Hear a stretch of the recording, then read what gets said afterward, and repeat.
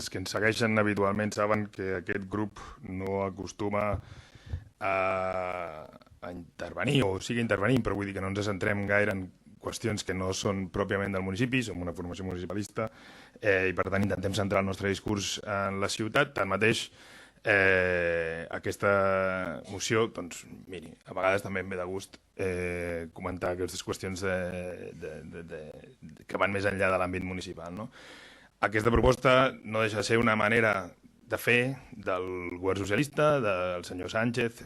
Anem provant globus sonda, a veure com reacciona la gent, què diuen les enquestes, per llavors moure'ns cap a un cantó o cap a un altre.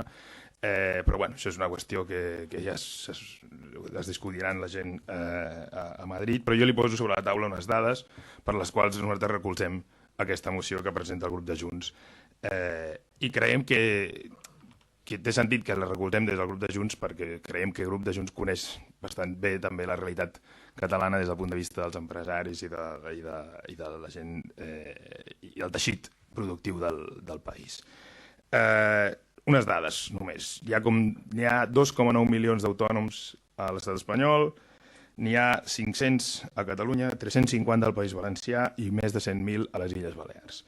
A Madrid n'hi ha 380.000.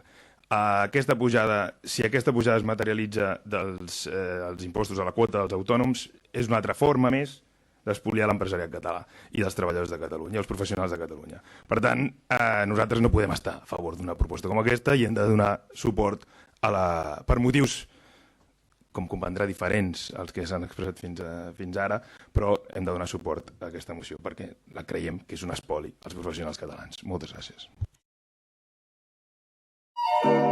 Granollers Primàries.